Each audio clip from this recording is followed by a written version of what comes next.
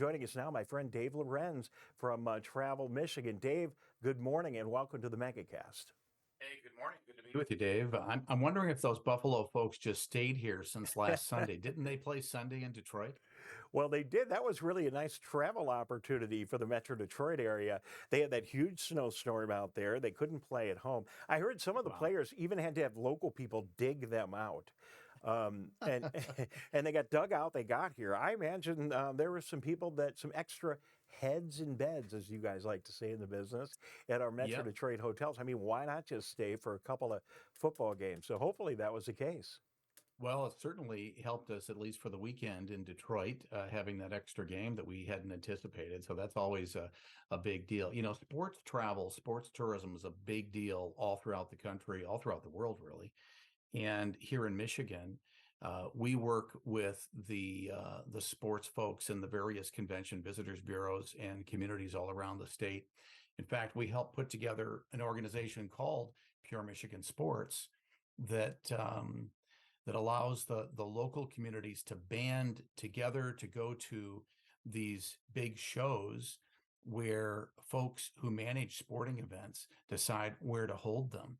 I mean, everything from, you know, the Super Bowl to dart tournaments. They offer everything. And it's a big business. And it's a growing business, especially for those youth league sports, something that can benefit local communities all the way to the biggest cities. It's just one of the really interesting things in the travel world where most people don't even know that we're working in those areas. Things like sports travel or group travel or maybe meetings, conference, convention travel. Because when we talk, we're usually talking about leisure travel that most people always want to do, and it's a big, big, big business, of course. Well, all you got to do is go to any hotel in anywhere in the state of Michigan, and on a weekend, and I don't know if there's a certain time of year, there probably is, and you'll see all these moms and dads and a whole trail of kids with these big, huge bags of sports equipment dragging along, and it's hockey tournaments, it's soccer tournaments. There's so much of that, and that just gets so many people coming here.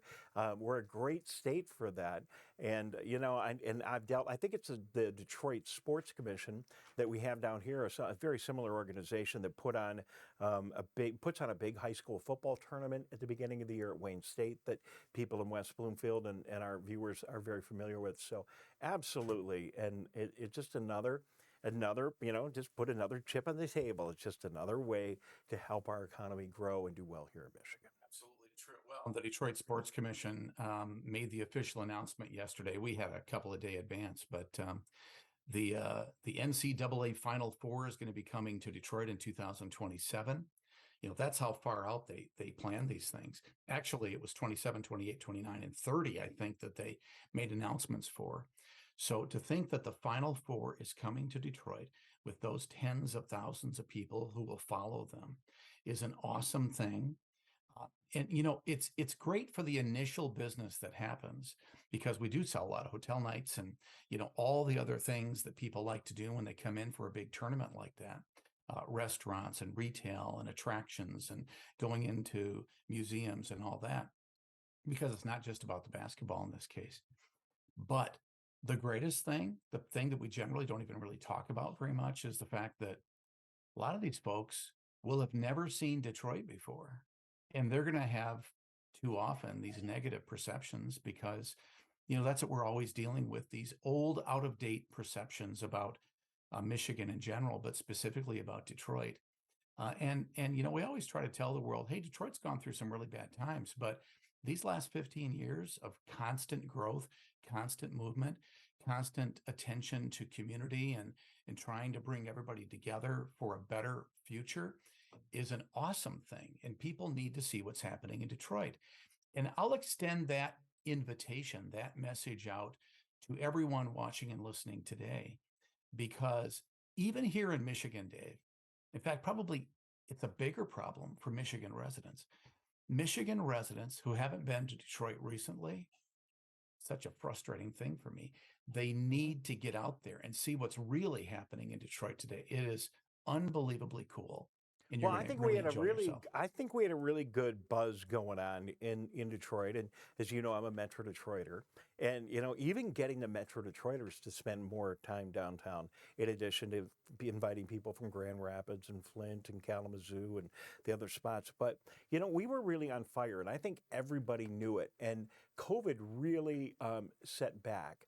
A number of those local entrepreneurs, people who started up restaurants, and some of these smaller businesses, and because every week I would go downtown and there's something new, and that slowed up for a little bit, but I think it's come back in a huge way now, and there is an awesome buzz in the city of Detroit, and I've spent my whole life here. 20 years ago, I would have said, ain't gonna happen, but it's for real. It's for real, and I travel around the country a lot. I feel it when I go to other places. Yeah, and I hear it everywhere where I go as well. And whenever we bring a big group, either the Pure Michigan efforts or Visit Detroit or whomever's bringing these big groups, or even individual travelers to Detroit, I hear it all the time. I mean, we get either emails or calls, or people will go online on our social media, and they'll just say, hadn't been to Detroit for a long time and couldn't believe how cool it is.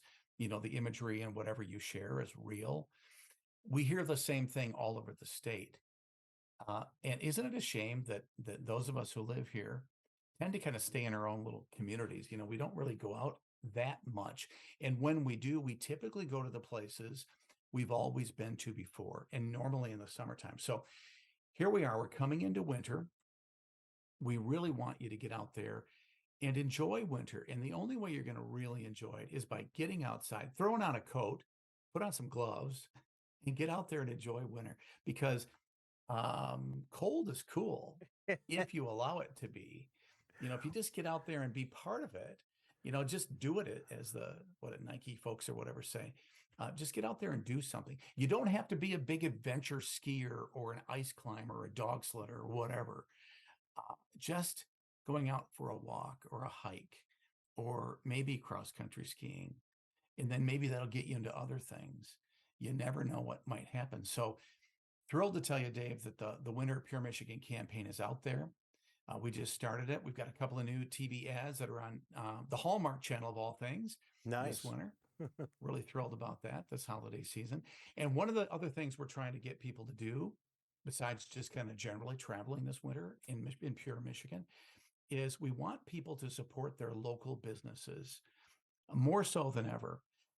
Because the interesting thing is, people think that the bad times for retailers and restaurants have all passed us by, and it was all during the COVID period. That's Sure. not totally true, because we're still having a lot of challenges. During the pandemic, and now even in the endemic time period, a lot of folks left work, and then a lot of them have never come back. So things are slow to come back, and so it's been hard for people to accept the fact that things have changed a bit. When you go to a restaurant, it might take you a little bit longer to get in there and to enjoy what you're going to enjoy. But we still want you to do that, because over time, if we support these restaurants and retailers and attractions and destinations all around the state, you're going to help build them back. You're going to help those businesses get stronger. You're going to help employees get another reason to come back and give them their jobs back, and society will come back into play. It'll Well, happen. and So and Pure and Michigan's doing all we can to tell that story. absolutely. And people we got to just relax a little bit. Just be a little understanding. In your business, I know in mine, it's difficult to get all the employees that we need. So when you go into a restaurant and it's crowded, as it's going to be, over the holiday season when you go to Northern Michigan, these establishments, they have their peak time. And you go to Mackinac Island on the 4th of July, you go to Traverse City on the 4th of July, expect it to be a little bit busy. That's just, it's part of the, I embrace the fun. But I want to just go back to the video that we have right now on the website. And you guys just you always do such a great job with your media and the Pure Michigan campaign, your amazing video. And yeah, this stuff I would say is kind of easy to sell, but you make it look easy. And when something is hard and you can make it look easy, you know you're really accomplishing something. I mean, look at this amazing content you have here. It's beautiful, isn't it? And Dave, here's the surprising thing. I do it all. I do 100% of this all myself. Well, It's funny. I know. So, You, our staff is so incredible. You look at our internal staff of our writers and our videographers and the people who plan the marketing elements and our folks who do the e-newsletters and the website development. They're so talented. And frankly, I don't know any of this stuff. I just kind of manage the office. And then we work with MMGY Global out of Detroit. They do this fantastic job putting all this creative together. So it's neat to work with all these really talented people, but it wouldn't be possible, it wouldn't be successful unless the product was as it is. In other words, the experience is as we present it. We tell the truth from our perspective. And then that other element of the kind of the triangle of success, I call it, because you have, a successful, plan, you have successful team. You also have the kind of the product, but you need the people to present that product and to be the hospitable people that we know they can be, to welcome travelers to our communities. So when you get all that working together, that's how you build a sustainable future for travel and tourism, which then leads us to a successful economy for the state. Because travel and tourism is so much more important than people seem to realize. yeah, well, We're it's a right up there. manufacturing state. Yeah, we're huge, manufacturing, agriculture, and tourism. The other piece of it, and I mean, I know your staff, and I know the people, and I work with the Convention and Visitors Bureaus when I'm not doing this kind of stuff and sitting in for Tyler. So I know that whole network of people, and they're all amazing, and they all really care, and I applaud you for assembling a great team, and our communities for doing the same thing. But there's one other little piece of it. When you're walking around town and you're in downtown Detroit, and you run into somebody who might be here, from New York or Washington or down south, and they're visiting our community. I always kind of enjoy being an ambassador for the state of Michigan too, and talking up, because when they're visiting, they've invested in coming here. They're pretty excited about the product. You don't buy a new car and then say, "Geez, I really hate that thing." If people that come here, they want to be excited and happy about their choice to come to Michigan, and it's always fun. Every one of us can be an ambassador for travel when we're out and about. It's so important for us to realize that. And you're right to mention our destination marketing and management organizations out there, the convention visitors bureaus in the local communities. They do so much to help the communities grow and prosper and to really make it a place, not just for travelers, not just for visitors, but you have to realize that the amenities, the attractions, the events that they put together and that they work with the local community to put together. Yeah, they're great for the community, but they wouldn't be around unless we had all those travelers helping to support that.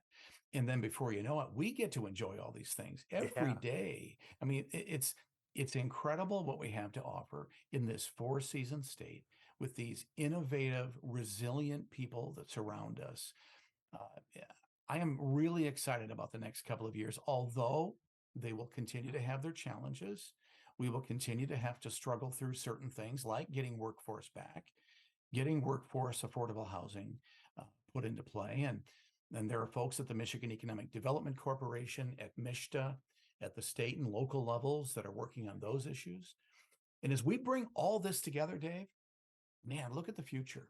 The future is bright. We've been through such a difficult time, but we have a future ahead of us that's looking great. And as we approach Thanksgiving very soon, we can be very thankful for all of that. We can indeed. So we talked about the small businesses. We've talked about the DMOs, as we call them, the CVBs, and everyone doing their part. Let's talk about a couple of just two developments here that stand out, and then I know you got to get zipping along. But the one really big piece of news that came out this last week is this huge new water park that's going to be built in Frankenuth. I know you know all about it. What can you tell us about that development and just the impact that will have on Frankenuth and travel in that part of the state? Yeah, well, I was always so happy to work with my old friend Judy, who passed away just recently from Bavarian Inn. And, what the family has done there over the years to create one of the two biggest family held restaurants in the country, right across the street from each other, is pretty incredible. And then I always try to explain to people that the first water park in Michigan that we could really call a water park was probably Bavarian Inn. I've never really heard them describe it in that way in the past because they're really they're a hotel, they're a tremendous restaurant, all that Bavarian themed, but they're a real entertainment venue in a lot of ways. And I've always liked their form of a water park. So now, as they go into this, I think it's an $80 million investment to expand. They'll become Michigan's biggest water park, which is pretty exciting. When you think about all the other really cool water parks around the state, it adds another element, another reason to come to Frankenuth and to come to the state. We have another big water park coming. It's just going to really help. And you look at that beautiful property with Amazing. that Bavarian theme. They're proud of their Germanic heritage in Frankenmuth, and it's probably best understood when you go to Bavarian Inn, when you see those folks wearing those traditional, Bavarian themed type of attire. It's a tremendous experience. And even when you go into the rooms at the hotel there, all of the rooms tell a story about a local family whose heritage is Germanic. It's really awesome. They have pictures and stories, and I always read those stories, and I always love them. That's so much fun, It's a and it's cool thing. amazing work that's gone on there. And then let's talk about another family that's had a huge impact on tourism, and that's the Kircher family, Oh yeah. and what's happened up at Boyne. And Stephen Kircher's carried on the tradition of his father, both very entrepreneurial in different ways, but absolutely amazing. And what they've done with their new wood suspension bridge at Boyne. Absolutely brilliant. They were started building that thing, and I was scratching my head. Huh? What? And then the weekend that it opened, you couldn't find a place to park anywhere on the property. They were jam packed, and it wasn't just opening weekend. They've come upon a way to figure out to take what they have and make it more interesting and better. And kudos to Stephen Kircher and the crew at Boeing. Absolutely. Everett Kircher would be very proud of what Steve and the family and the team has done there at the Boyne USA properties here in Michigan. Boyne is a huge organization, the second biggest ski company in America. People probably don't know a lot about that because you just know about Boyne Mountain, about the Highlands, about the other properties in the Petoskey area. But it's awesome to see what they're doing there. So in addition to all these expansions that they've made at Boyne Mountain, they have the zip line and of course all the beautiful skiing and golfing the other time of the year that you get to enjoy there. The water park that they have, Avalanche Bay, is astounding. The food options are incredible. And now they built the world's largest, longest wooden suspension bridge of its kind. There it is. I don't know if you can see it in your Awesome. screen, but there it is. Yeah. A recent shot with snow on it, Dave. And oh my gosh! And people just everyone I talk to that's been there just loves it. I mean, really, really Yeah. good idea. So Yeah, Stephen told me about this early on, showed me the plans, and I thought, are you sure? Man, that's a huge investment. And, it just shows you why I can never be a good independent businessman all myself right. because he had Well, this vision and it's coming together. Dave Lorenz, I'm running long. We got to talk politics here before we go, or Tyler will get very upset with me for not executing his game plan. Thank you. I could talk to you all day. We really appreciate you being with us. Dave Lorenz, Travel Michigan. Keep up the good work. Real quickly before you go, is there one family dish I've been asking everybody today that your family has that's unique to your Thanksgiving celebration? Oh, my wife makes the best stuffing in the world, honest to goodness, and great green beans, string beans. Oh man, I have to tell you, it's incredible. All right. Enjoy your Thanksgiving, Dave. Thank you so much Thanks. for being See with ya. us today. Thank you.